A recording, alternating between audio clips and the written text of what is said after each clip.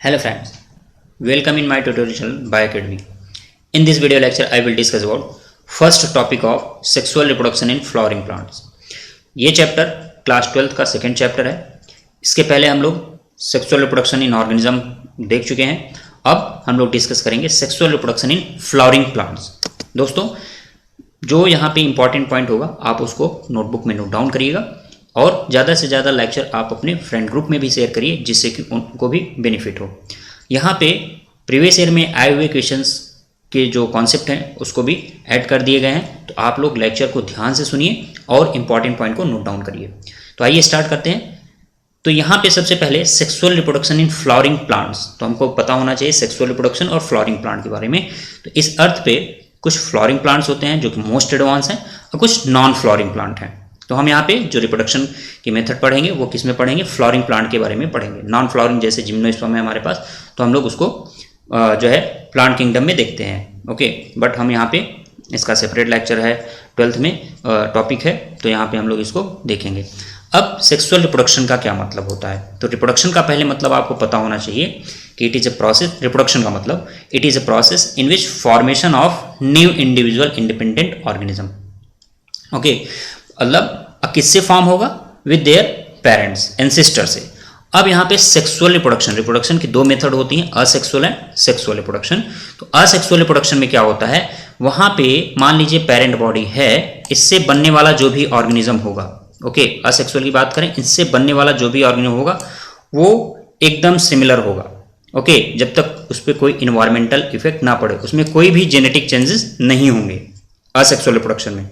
लेकिन sexual reproduction में क्या होगा, कोई एक पेरेंट है, उससे अगर उसकी ऑफस्प्रिंग बन रही है, नेक्स्ट जनरेशन बन रही है, तो वहां पे जेनेटिक चेंजेस भी आते हैं सेक्सुअल रिप्रोडक्शन में. मतलब हम यह कह सकते हैं कि सेक्सुअल रिप्रोडक्शन के थ्रू बनने वाले ऑर्गेनिज्म अपने पेरेंट से जेनेटिकली चेंज्ड होते हैं. मतलब वहां पे कुछ ना कुछ उनमें दोनों में डिफरेंसेस होगा, उनमें वेरिएशन होगा. ये वेरिएशन क्यों आता है ये भी हम लोग यहाँ पे डिस्कस करेंगे. जब पढ़ेंगे गैमेटोजेनेसिस तब वहाँ पे डिस्कस करेंगे. बट अभी आपको ये पता होना चाहिए कि सेक्सुअल रिप्रोडक्शन से बनने वाले जो ऑफस्प्रिंग होंगे वो अपने पेरेंट्स से जेनेटिकली डिफरेंस होंगे, उनके जीन में कुछ न कुछ चेंजेस होंगे. बट जबकि असेक्सुअल रिप्रोडक्शन में ऐसा नहीं होता. असेक्सुअल रिप्रोडक्शन में जो ऑर्गेनिज्म बनते हैं, न्यू ऑर्गेनिज्म, वो अपने पेरेंट के जेनेटिकली सिमिलर होते हैं, उनके जीन में कोई भी चेंजेस नहीं होता जब तक कोई इन्वायरमेंटल इफेक्ट ना हो. ओके, अब हम यहाँ पे देखेंगे कि सेक्सुअल रिप्रोडक्शन क्या है. It is a process in which formation, आपको याद रखना है इसमें क्या होता है, formation and fusion of gamete. यहाँ पे गैमेट का फॉर्मेशन भी होगा और फ्यूजन भी. ये अगर सेक्सुअल रिप्रोडक्शन आप लोग पढ़ रहे हैं तो ये दोनों पॉइंट याद रखिएगा कि formation and fusion of gamete and then form new independent organism. उसके बाद क्या होगा, ये जब फ्यूज करेंगे देन फ्यूजन के बाद जाइगोट बनता है, जाइगोट एम्ब्रियोजेनेसिस होगी और उससे पूरा का पूरा ऑर्गेनिज्म बन जाएगा धीरे धीरे. तो ये है sexual reproduction. It is a vital process without which species can not survive for long. यहां पे क्यों ऐसा बोला गया फॉर लॉन्ग के लिए, इसलिए क्योंकि सेक्सुअल रिप्रोडक्शन के थ्रू क्या होता है, वेरिएशन आते हैं. अब वो वेरिएशन उस एनिमल को उस इन्वायरमेंट में एग्जिस्ट करने के लिए कह सकते हैं इंपॉर्टेंट होते हैं. तो इसीलिए अगर उस स्पीसीज को ज़्यादा समय तक सर्वाइव करना है तो यहाँ पे कह सकते हैं सेक्सुअल रिप्रोडक्शन होना जरूरी है. ओके, नेक्स्ट है on the basis of function part of the plant categorize into. अब जो पार्ट है क्या पूरा का पूरा प्लांट का पार्ट सेक्सुअल रिप्रोडक्शन में पार्टिसिपेट करता है, नहीं. हम यहाँ पे देखेंगे कौन सा पार्ट जो है प्लांट का सेक्सुअल रिप्रोडक्शन में पार्टिसिपेट करता है. तो उसके बेसिस पे हमने प्लांट को क्या किया, कैटेगराइज किया. Vegetative part and reproductive part. Vegetative part का मतलब जो उसके मेन ग्रोथ और डेवलपमेंट में रिस्पॉन्सिबल है, यहाँ पे रिप्रोडक्शन में पार्टिसिपेट नहीं कर रहा है. ओके, उसको बोल रहे हैं हम लोग वेजिटेटिव पार्ट. और जो रिप्रोडक्शन में पार्टिसिपेट करेगा उसको हम लोग बोलेंगे, और वो भी किस रिप्रोडक्शन में, सेक्सुअल रिप्रोडक्शन में. क्योंकि वेजिटेटिव पार्ट भी असेक्सुअल रिप्रोडक्शन, जिसको हम लोग वेजिटेटिव प्रोपेगेशन बोलते हैं, वो शो करते हैं. वेजिटेटिव पार्ट क्या करेंगे, वेजिटेटिव प्रोपेगेशन या वेजिटेटिव रिप्रोडक्शन करेंगे, बट सेक्सुअल रिप्रोडक्शन में पार्टिसिपेट नहीं करेंगे. तो प्लांट का कौन सा पार्ट जो है इन्वॉल्व होता है सेक्सुअल रिप्रोडक्शन में, वो होता है फ्लावर. क्या होता है, फ्लावर.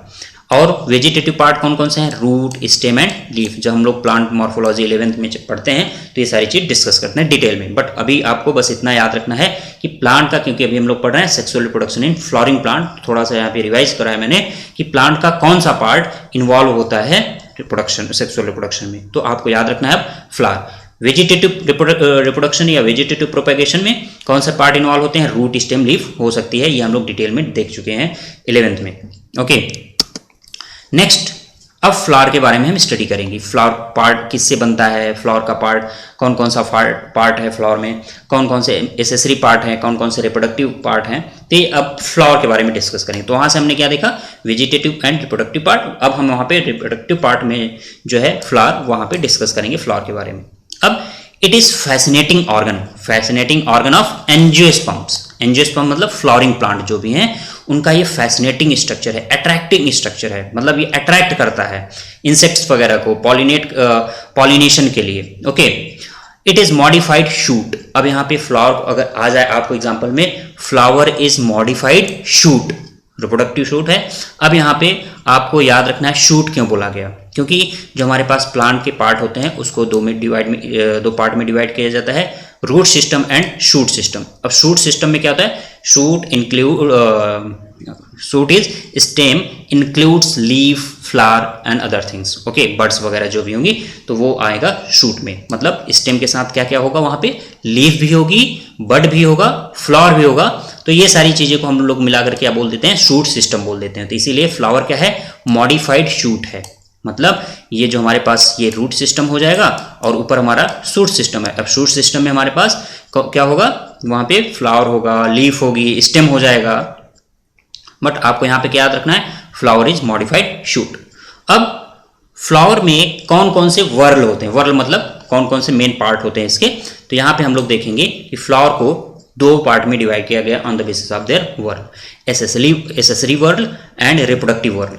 अब जो हमारे पास एसेसरी वर्ल है वो कौन कौन सा होता है, कैलिक्स, कोरोला। तो जो हम लोग 11th में पढ़ते हैं फ्लावर का स्ट्रक्चर वहाँ पे, तो वहाँ पे देखते हैं कि इसमें कैलिक्स, कोरोला, एंड्रोशियम, गाइनोशियम, ये चार चीज़ें पढ़ते हैं। इसकी जो यूनिट होती है कैलिक्स, कोरोला, एंड्रोशियम, गाइनोशियम की, ये आप देख रहे हैं यहाँ पे, ये सिंगल लीफ लाइक स्ट्रक्चर जो है ये है सेपल, और ये जो कलरफुल दिख रहा है ये है पेटल्स, और यहाँ पे आपको ये जो बल्ज स्ट्रक्चर डम शेप दिख रहा है ये है स्टेमेन, और यहाँ पे स्ट्रक्चर जो फोर्थ वर्ल्ड है वो है कार्पल।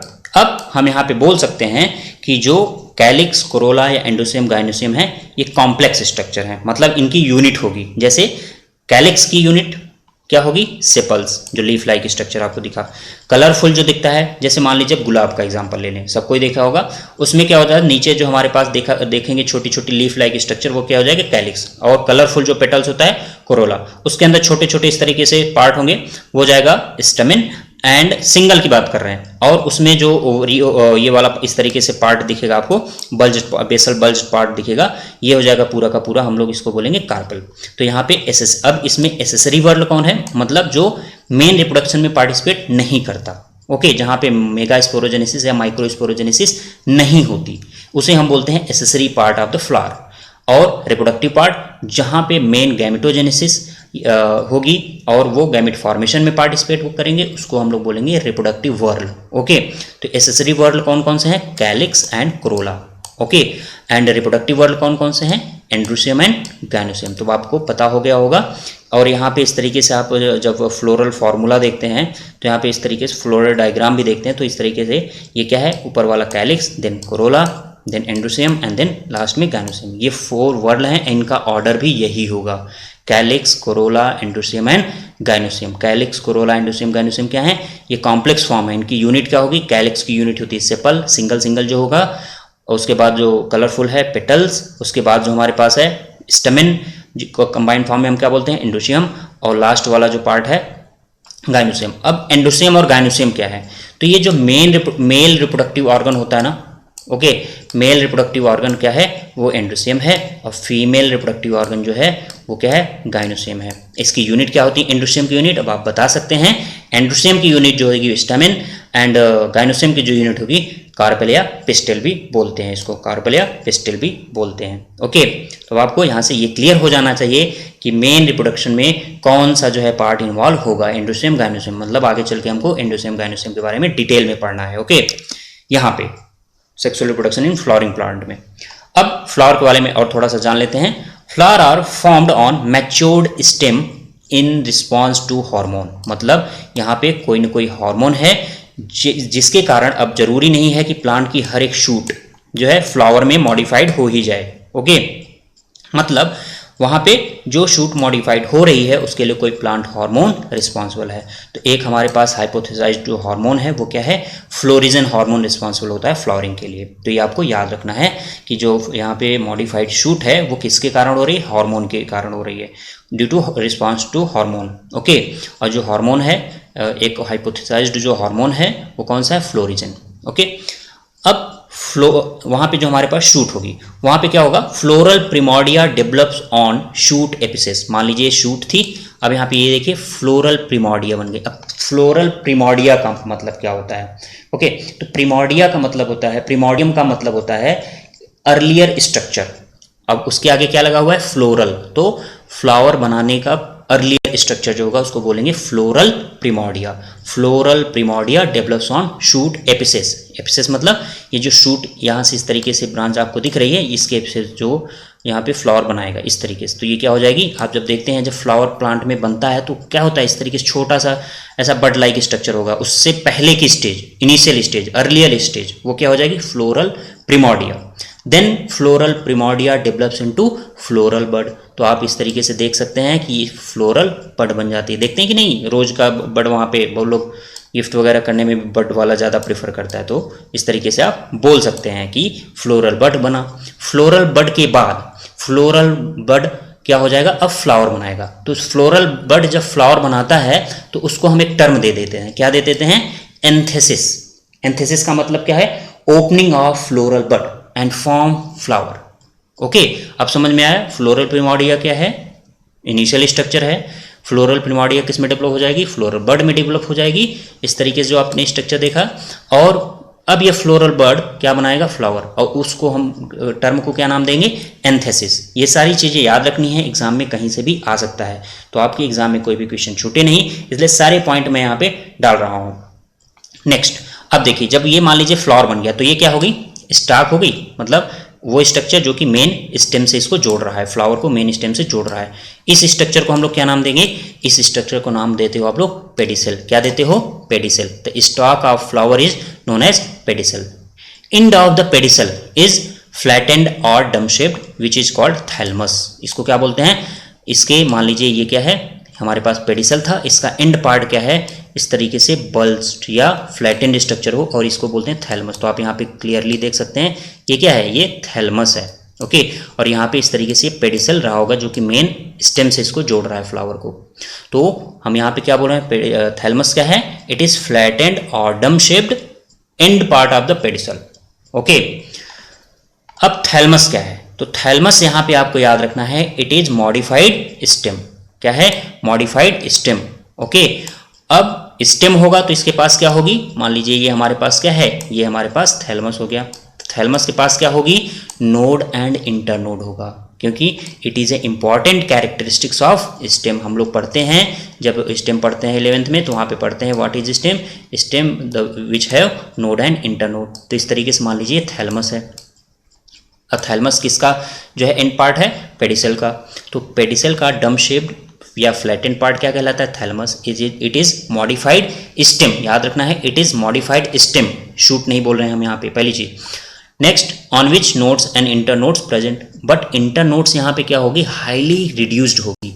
तो आपको ये भी याद रखना है, inter nodes highly reduced in, कहाँ पे होती है, इंटर नोड्स ऑफ थैलमस, वहाँ पे हाईली रिड्यूस्ड होती है। क्यों, क्योंकि आप ये बताइए, इस तरीके से अगर आप फ्लावर देखते हैं तो क्या आपको यहाँ पे इस तरीके से दिखता है क्या कि ये नोड है, ये इंटर नोड है, बहुत अगर हम लोग उसको माइक्रो लेवल पे आप ऑब्जर्व करेंगे तब दिखेगा, ठीक है, मतलब बहुत ही पास से तब वो दिखेगा, दूर से नहीं दिखता। लेकिन अभी गन्ना ले लो, शुगर केन ले लो, तो उसमें क्या दिखता है, इस तरीके से नोड हो गया, ये नोड हो गया, इसके बीच का जो है ये इंटरनोड वहाँ पे दिखता है। लेकिन फ्लावर में जब थैलमस बनता है तो वहाँ पे नोड और इंटरनोड के बीच में हमको ज़्यादा, जब उसको पास से देखेंगे तब वो क्लियरली दिख सकता है, अदरवाइज नहीं दिखेगा, हमको लेंस वगैरह की जरूरत पड़ेगी देखने के लिए। ओके, तो यहाँ पे इंटरनोड रिड्यूस किस में होता है, थैलमस में। आपको ये भी चीज़ें याद रखनी है।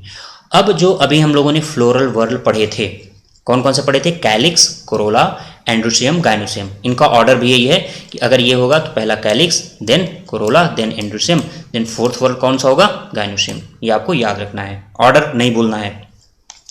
जो ये वर्ल होंगे ये थैलमस पे जो नोड होगा ना वहाँ पे प्रेजेंट होंगे। तो हम कह सकते हैं whorl present in the flower are the modification of leaf. और ये वर्ल प्रेजेंट है ये किसका मॉडिफिकेशन है? अब आपको एग्जाम में आ जाए शूट, स्टेम, रूट या फ्लावर या लीव्स। तो फ्लावर तो है ही, तो फ्लावर तो होगा नहीं, शूट और उसमें आपको कन्फ्यूजन होगा लीफ में। तो ये जो हमारे पास जो वर्ल हैं दे आर मॉडिफाइड लीव्स। क्या हैं? Modified leaves. तो ये भी आपको नहीं भूलना है कि जो फ्लोरल वर्ल हैं calyx, corolla, androecium, gynoecium, they are modified leaves and arranged in 4 circle on the thalamus. इस तरीके से अब आप देखिए अरेंज्ड रहते हैं, है ना अरेंज।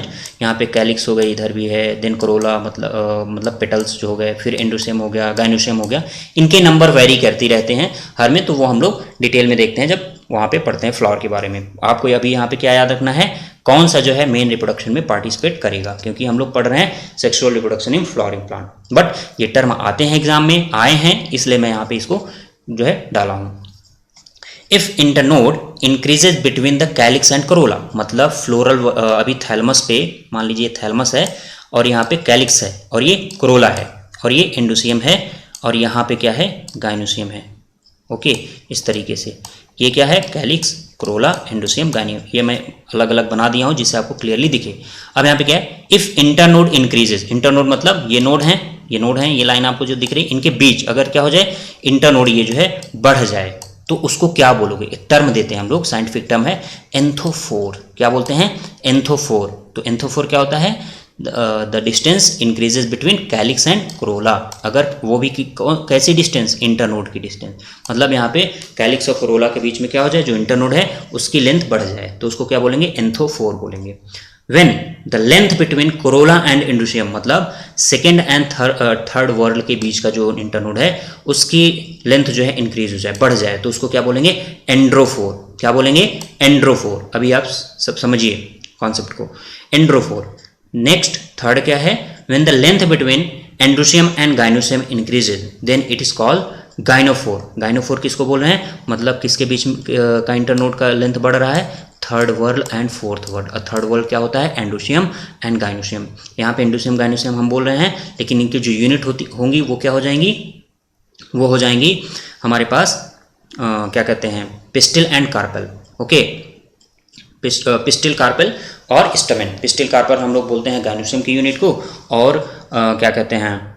स्टामेन बोलते हैं एंडोसियम की यूनिट को। तो यहाँ पे आपको पूछ रहा है कि गाइनोफोर क्या होता है, तो आपको तुरंत बता देना है कि when the length of internode increases between एंडोसियम and gynoecium, वहाँ के अगर बढ़ जाए तो इसको बोलेंगे गाइनोफोर। और अगर यहाँ पे गाइनोफोर और एंड्रोफोर दोनों हो, मतलब किसकी लेंथ हो? एक तो हमारे पास एंडोसियम और गाइनोसियम के बीच की लेंथ ज़्यादा हो, और दूसरा किसको? एंड्रोफोर। एंड्रोफोर मतलब ये सेकेंड एंड थर्ड वर्ल के बीच का डिस्टेंस ज़्यादा हो, और ये साथ में हो किसी एक फ्लावर किसी एक फ्लावर पे, तो हम उसको बोलते हैं एंड्रोगाइनोफोर। क्या बोलते हैं? एंड्रोगाइनोफोर और गाइनोएंड्रोफोर। जिनेंड्रोफोर। क्या बोलते हैं? जिनेंड्रोफोर। गाइनोफोर और जिनेंड्रोफोर। तो आपको ये चीज़ याद रखनी है कि अगर एंड्रोफोर गाइनोफोर एक साथ हो तो उसको एक टर्म दे देते हैं एंड्रोगाइनोफोर। ये चीज़ आपको भूलना नहीं है। अब आइए इसको हम लोग डायग्राम से भी देख लेते हैं। देखिए एंथोफोर, ये कैलिक्स है फर्स्ट वर्ड, एंड ये सेकेंड, थर्ड, फोर्थ है, तो इनके बीच की डिस्टेंस देखिए बढ़ गई। यहाँ पे कुछ दिखाया है इस तरीके से जिससे आपको समझ में आ जाए। गाइनोफोर में देखिए क्या हो रहा है? गाइनोफोर में किसकी डिस्टेंस बढ़ जाएगी? आप यहाँ पे देखिए फोर्थ वर्ड एंड ये थर्ड वर्ड के बीच की डिस्टेंस बढ़ गई कि नहीं बढ़ गई यहाँ पे। फिर एंड्रोफोर में क्या होता है? सेकंड और थर्ड वर्ड के बीच की डिस्टेंस बढ़ जाती है, तो आप यहाँ पे देखिए सेकंड एंड थर्ड वर्ड के बीच डिस्टेंस जाता है और क्लियरली इस तरीके से दिख रहा है। एंड्रोगाइनोफोर में क्या हो जाएगा? यहाँ पे ये भी डिस्टेंस बढ़ जाएगी, साथ ही साथ जो यहाँ पे डिस्टेंस है ये भी आपको बढ़ी हुई मिलेगी एंड्रोगाइनोफोर में। तो आपने देखा एंथोफोर, एंड्रोफोर, गाइनोफोर, एंड्रोगाइनोफोर के बारे में। ओके, नेक्स्ट हम देखेंगे कि अब इस चैप्टर में हमको क्या क्या पढ़ना है सेक्सुअल रिप्रोडक्शन के इवेंट में। तो मेन सेक्सुअल रिप्रोडक्शन के इवेंट में हम लोग को पढ़ना होता है प्री फर्टिलाइजेशन स्ट्रक्चर और इवेंट, मतलब कौन से स्ट्रक्चर होंगे, कौन कौन से इवेंट होंगे प्री फर्टिलाइजेशन के पहले। देन अब प्री फर्टिलाइजेशन में हम लोग देखेंगे एंड्रोशियम के बारे में डिटेल में पढ़ना है, गाइनोसियम के बारे में डिटेल में पढ़ना है, माइक्रोस्पोरोजेनेसिस मतलब मेल गैमेट का फॉर्मेशन कैसे होगा, फीमेल गैमेट का फॉर्मेशन कैसे होगा, जब दोनों गैमेट बन जाएंगे तो वो एक दूसरे से मिलेंगे, मिलने की प्रोसेस को हम लोग बोलते हैं पॉलिनेशन। ये सारे साइंटिफिक टर्म है, बहुत ईजी हम लोग समझेंगे, ईजी वे में समझेंगे, बस आप लोग कंसंट्रेट करिएगा लेक्चर पे। ओके, जब ये दोनों मिल जाएंगे उस प्रोसेस को हम लोग क्या बोलेंगे, फर्टिलाइजेशन बोलेंगे। अब जब यहाँ पे दोनों गैमेट मिल गए, मेल और फीमेल गैमेट मिल गए, उसके बाद जो स्ट्रक्चर होता है उसको बोलते हैं पोस्ट फर्टिलाइजेशन। मतलब फर्टिलाइजेशन हो गया ना, मतलब उसको हम क्या बोल देंगे, post fertilization structure and event. तो वहाँ पे हम लोग डिस्कस करेंगे एंडोस्पर्म क्या होता है, ये एंडोस्पर्म या एम्ब्रियो या सीड या फ्रूट, ये सारे के सारे स्ट्रक्चर कब बनेंगे, जब फर्टिलाइजेशन हो जाएगा, नहीं होगा तो नहीं बनेंगे। ओके, यहाँ पे एंडोस्पोर देखेंगे, एंडोस्पर्म देखेंगे, एम्ब्रियो देखेंगे, ओव्यूल के बारे में देखेंगे and maturing ovary maturing into fruit, मतलब फ्रूट और सीड के बारे में देखेंगे। सीड और फ्रूट के बारे में डिटेल में हम लोगों ने 11th में ही डिस्कस कर लिया है, तो इसलिए ज़्यादा फोकस नहीं करेंगे। हमारा फोकस ज़्यादा किस पे रहेगा, एंडोस्पर्म एंड एम्ब्रियो जेनेसिस पे या एम्ब्रियो डेवलपमेंट पे रहेगा यहाँ पे। ओके, अब आइए देखते हैं, एंडोस्पर्म से स्टार्ट करते हैं हम लोग। एंडोस्पर्म क्या होता है आप लोगों को पता चल गया है, मेल रिप्रोडक्टिव ऑर्गन होता है कॉल्ड। ओके, और इसकी यूनिट क्या होती है तो आप जल्दी से बता सकते हैं, क्या होती है, स्टैमेन होती है, तो आप बता सकते हैं इसको। और इसी को हम लोग क्या कह सकते हैं, माइक्रोस्पोरोफिल। क्या बोलेंगे, माइक्रोस्पोरोफिल भी बोल सकते हैं, किसको, स्टैमेन को। ओके, अब हम स्टैमेन का स्ट्रक्चर देखिए, अब हम लोग धीरे धीरे धीरे और डिटेल में चलते चले जाएंगे, लेकिन आपको सीरियल नहीं बोलना है, इसलिए मैंने 1 बाय 1 आपको बताते चल रहा हूँ। ओके, तो टिपिकल स्टैमेन में कौन कौन से पार्ट होते हैं, एंथर होगा, फिलामेंट होगा, मतलब अब हमको एंथर के बारे में पढ़ना होगा और फिलामेंट के बारे में। तो फिलामेंट इतना इंपॉर्टेंट नहीं है हमारे लिए, जो इंपॉर्टेंट है वो क्या है, एंथर। तो आप यहाँ पे देख रहे हैं एंथर है, फिलामेंट है। एंथर आपस में एंथर लोब और ये फिलामेंट से किस स्ट्रक्चर के थ्रू जुड़े होते हैं, जिसको हम लोग क्या बोलते हैं, connective. It is sterile parenchymatous tissue. आपको याद रखना है, connective is sterile parenchymatous tissue. Okay, अब आइए एंथर से स्टार्ट करते हैं।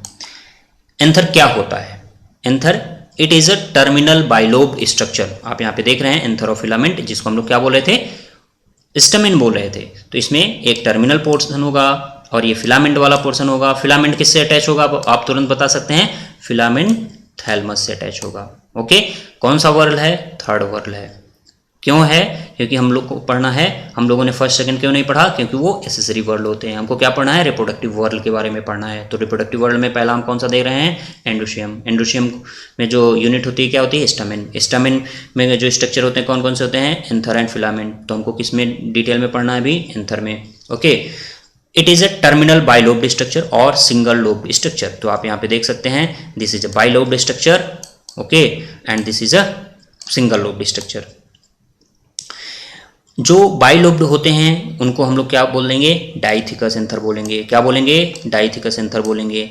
जिसमें सिंगल लोब होगा उसको हम लोग क्या बोलेंगे, मोनोथिकस बोलेंगे। क्या बोलेंगे, मोनोथिकस। तो डाइथिकस एंथर हो सकता है और मोनोथिकस हो सकता है। तो आप यहाँ पे देख सकते हैं, ये मोनोथिकस है और ये डाइथिकस एंथर है।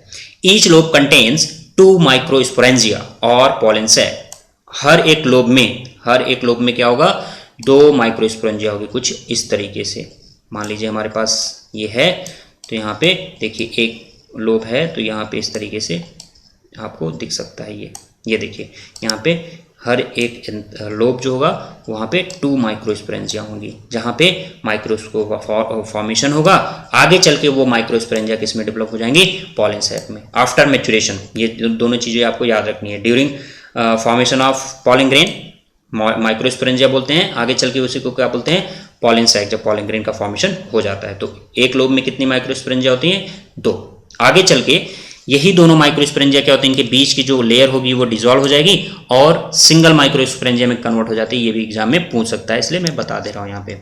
अब बात करते हैं फिलामेंट की। तो फिलामेंट क्या होता है, it is a long slender stalk. Slender means thin.